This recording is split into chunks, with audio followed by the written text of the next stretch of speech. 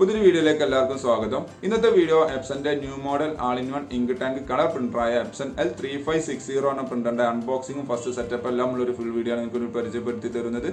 Video കാണുന്ന മുമ്പ് channel subscribe ചെയ്യുക, ലൈക്ക് ചെയ്യുക, ഫോളോ ചെയ്യുക, കമന്റ് ചെയ്യുക, ഷെയർ ചെയ്യുക. നേരെ വീഡിയോയിലോട്ട് പോവാം.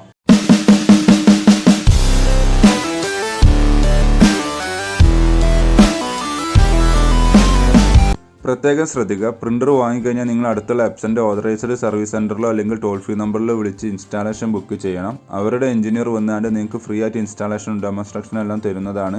എങ്കിൽ മാത്രമേ കറക്റ്റ് വാറണ്ടി കിട്ടുകയുള്ളൂ. ആ കാര്യം പ്രത്യേകം ശ്രദ്ധിക്കുക. അപ്പോൾ എന്താണ് പ്രിന്ററിന്റെ ബോക്സ് വരുന്നത്. ഇവിടെ പുറത്ത് തന്നെ പ്രിന്ററിന്റെ ഏകദേശം സ്പെസിഫിക്കേഷനും കാര്യങ്ങളെല്ലാം കൊടുത്തിട്ടുണ്ട്. 003 സീരീസ് ഇങ്കാണ് ഈ മോഡൽ പ്രിന്ററിന് വരുന്നത്. അതേപോലെ പ്രിന്ററിൻ്റെ ഒരു മെയിൻ ഫീച്ചേഴ്സ് എന്തൊക്കെയാണെന്നുള്ള ഇവിടെ ചെറുതായിട്ടൊന്ന് ഹൈലൈറ്റ്സ് ചെയ്താൽ കാണാം നിങ്ങൾക്ക്.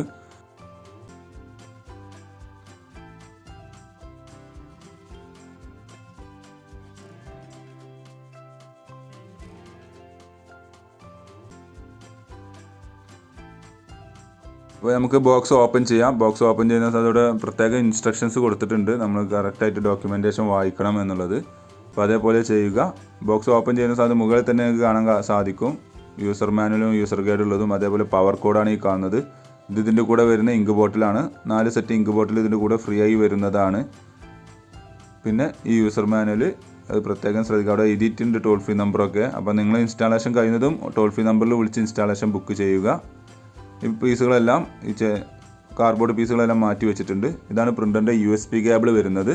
നിങ്ങൾക്ക് USB കേബിൾ വേണമെങ്കിൽ അല്ലെങ്കിൽ വൈഫൈ വഴിയും നിങ്ങൾക്ക് പ്രിൻറ്റ് ചെയ്യാവുന്നതാണ്.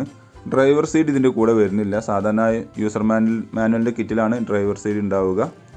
അപ്പോൾ ഇതാണ് പ്രിൻ്റർ. നമുക്ക് ഈ പ്രിൻ്റർ ബോക്സിൽ നിന്ന് പുറത്തോട്ട് എടുക്കാം. ബോക്സിൽ നിന്ന് പുറത്തോട്ട് എടുത്തിട്ടുണ്ട്. ഈ കവർ ആദ്യം നമുക്ക് റിമൂവ് ചെയ്യാം. ഈ കവർ നിങ്ങൾ ശ്രദ്ധിക്കുക. ഇത് നിങ്ങൾക്ക് ഉപയോഗിക്കുന്ന സമയത്ത് നിങ്ങൾക്ക് മൂടി വെക്കാനെല്ലാം ഈ കവർ ഉപയോഗിക്കാവുന്നതാണ്. കഴിയുന്നതും തുണി ഉപയോഗിക്കാതിരിക്കാൻ ശ്രദ്ധിക്കുക. ഇത് നല്ല ക്വാളിറ്റിയുള്ള ഒരു കവറാണ് വരുന്നത്. അപ്പോൾ ഇത് വെച്ചിട്ട് വേണം നിങ്ങൾ പ്രിൻ്റർ മൂടി വെക്കാനൊക്കെ. അല്ലെങ്കിൽ കഴിയുന്നത് മൂടി വെക്കാതിരിക്കാൻ നോക്കുക. തുണി ഒരിക്കലും ഉപയോഗിക്കരുത്. അപ്പോൾ ഇതാണ് പ്രിൻ്റർ വരുന്നത്. ആദ്യം നമുക്ക് ചെയ്യാനുള്ളത് പ്രിൻ്റർ ഓൺ ചെയ്യുന്നതിന് മുമ്പ് കംപ്ലീറ്റ് ഈ ബ്ലൂ സ്റ്റിക്കേഴ്സ് കംപ്ലീറ്റ്ലി റിമൂവ് ചെയ്യണം. അല്ലാതെ ഒരിക്കലും നമ്മൾ പ്രിൻ്റർ ഓൺ ചെയ്യാൻ പാടില്ല. കാരണം പല സ്ഥലത്തും ഈ സ്റ്റിക്കർ ചിലപ്പോൾ ബ്ലോക്കഡ് ആക്കിയൊക്കെ വെച്ചിട്ടുണ്ടാവും. അപ്പോൾ ഇത് കംപ്ലീറ്റ് റിമൂവ് ചെയ്തതിന് ശേഷം മാത്രമേ നമ്മൾ എന്ത് ചെയ്യാൻ പാടുള്ളൂ, പ്രിൻ്റർ ഓൺ ചെയ്യാൻ പാടുള്ളൂ. അപ്പോൾ ആദ്യം തന്നെ ഈ സ്റ്റിക്കേഴ്സ് എല്ലാം കംപ്ലീറ്റ് റിമൂവ് ചെയ്യുന്നു.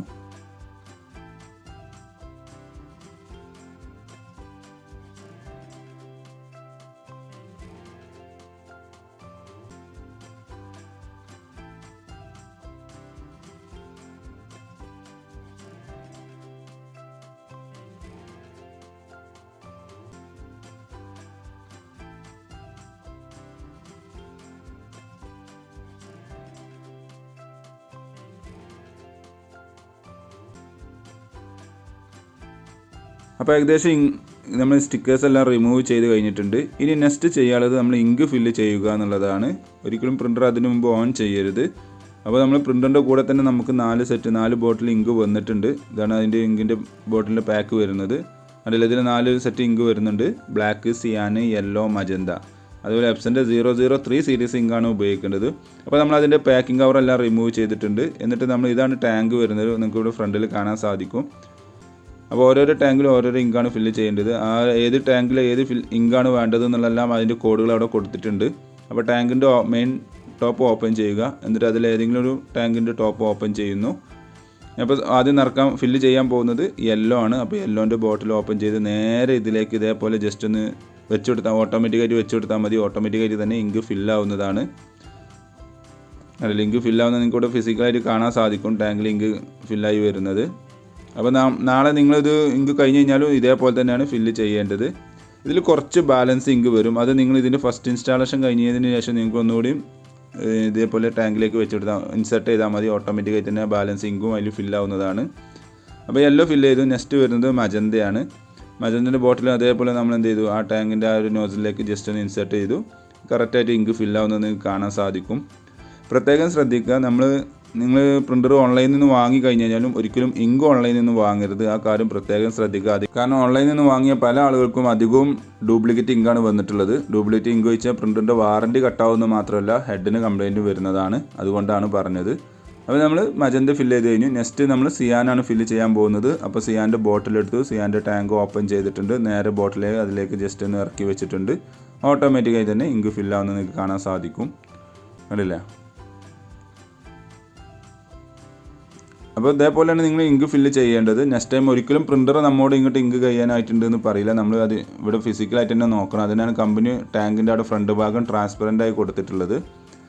പിന്നെ ലാസ്റ്റത്തെ ഇങ്ക് ബ്ലാക്ക് ഇങ്കാണ് നമ്മൾ ഫില്ല് ചെയ്യാൻ പോകുന്നത്. ബ്ലാക്കിൻ്റെ ബോട്ടിലെടുത്ത് നേരെ ടാങ്കിലേക്ക് ഇതേപോലെ ജസ്റ്റ് ഒന്ന് ഇറക്കി വെച്ചിട്ടുണ്ട്. അത് ഇങ്ക് ഫില്ലാവുന്ന നിങ്ങൾക്ക് കാണാൻ സാധിക്കും. ഓക്കെ, അപ്പോൾ ഞാൻ നേരത്തെ പറഞ്ഞ പോലെ ഓൺലൈനിൽ നിന്ന് ഇങ്ക് വാങ്ങുന്ന ആളുകൾ പ്രത്യേകം ശ്രദ്ധിക്കണം. അപ്പോൾ അതിൽ നിന്നാലും നിങ്ങൾ അടുത്തുള്ള കമ്പ്യൂട്ടർ ഷോപ്പിൽ പോയിട്ട് ഇങ്ക് വാങ്ങുന്നതാണ്. അപ്പോൾ ഏകദേശം ഇങ്ക് ഫില്ല് ചെയ്ത് കഴിഞ്ഞു. ഇനി നെക്സ്റ്റ് സ്റ്റെപ്പ് നമ്മൾ പ്രിൻ്റർ ഓൺ ചെയ്യുക എന്നുള്ളതാണ്. പ്രത്യേകം ശ്രദ്ധിക്കുക, USB കേബിൾ ഇപ്പോൾ കണക്ട് ചെയ്യരുത്. നമുക്കൊരു ചെറിയ സെറ്റപ്പ് പാട് ചെയ്യാനുണ്ട്.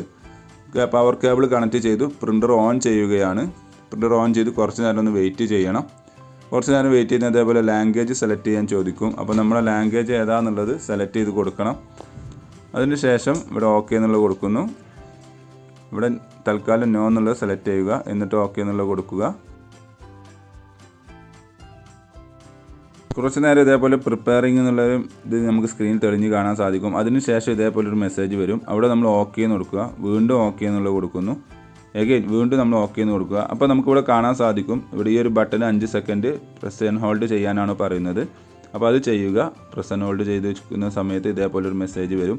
അത് നമ്മൾ ഫോട്ടോ കോപ്പീൻ്റെ ബട്ടൺ പ്രസ് ചെയ്യാനാണ് പറയുന്നത്. അതോടുകൂടി ഇതിൻ്റെ പ്രിൻ്ററിൻ്റെ ഫസ്റ്റ് ഇൻസ്റ്റാളേഷൻ പ്രൊസീജിയർ സ്റ്റാർട്ട് ചെയ്തിട്ടുണ്ട്.